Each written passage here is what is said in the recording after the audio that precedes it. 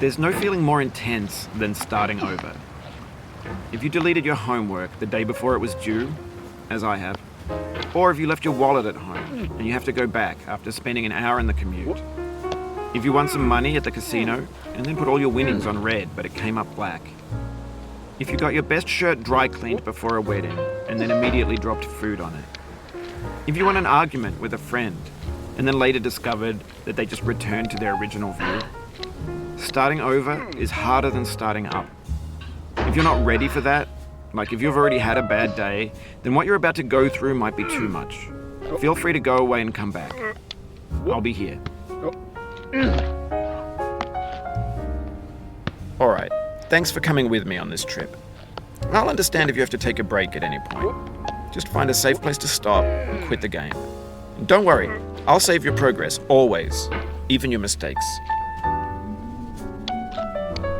This game is a homage to a free game that came out in 2002, titled Sexy Hiking. The author of that game was Jazuo, a mysterious Czech designer who was known at the time as the father of B games.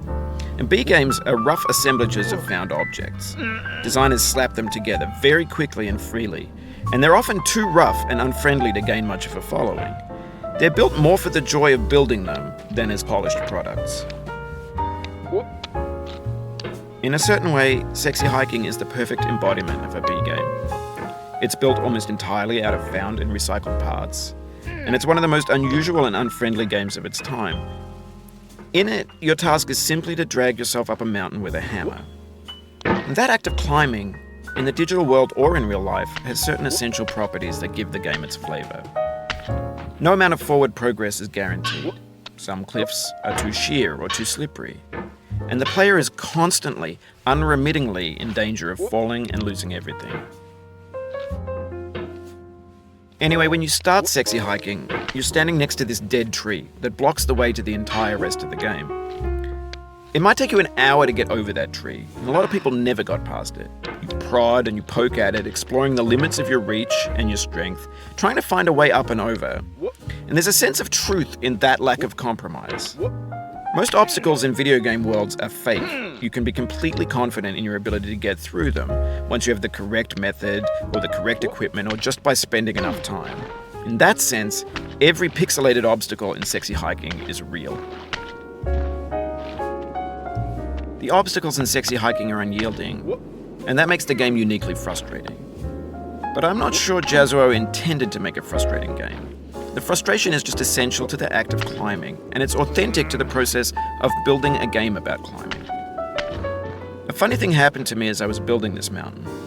I'd have an idea for a new obstacle, and I'd build it, test it, and it would usually turn out to be unreasonably hard. But I couldn't bring myself to make it easier. It already felt like my inability to get past the new obstacle was my fault as a player rather than as a builder. Imaginary mountains build themselves from our efforts to climb them, and it's our repeated attempts to reach the summit that turns those mountains into something real. When you're building a video game world, you're building with ideas, and that can be like working with quickset cement. You mold your ideas into a certain shape that can be played with, and in the process of playing with them, they begin to harden and set until they're immutable, like rock. And at that point, you can't change the world. Not without breaking it into pieces and starting fresh with new ideas. For years now, people have been predicting that games would soon be made out of prefabricated objects, bought in a store and assembled into a world. And for the most part, that hasn't happened, because the objects in the stores are trash. I don't mean they look bad or that they're badly made, although a lot of them are. I mean they're trash in the way that food becomes trash as soon as you put it in the sink. Things are made to be consumed and used in a certain context, and once the moment is gone, they transform into garbage. In the context of technology, those moments pass by in seconds. Over time, we've poured more and more refuse into this vast digital landfill that we call the internet. It now vastly outnumbers and outweighs the things that are fresh and untainted and unused. When everything around us is cultural trash, trash becomes the new medium, the lingua franca of the digital age. And you can build culture out of trash. But only trash culture. B games, B movies, B music, B philosophy. Maybe this is what digital culture is. A monstrous mountain of trash, the ash heap of creativity's fountain. A landfill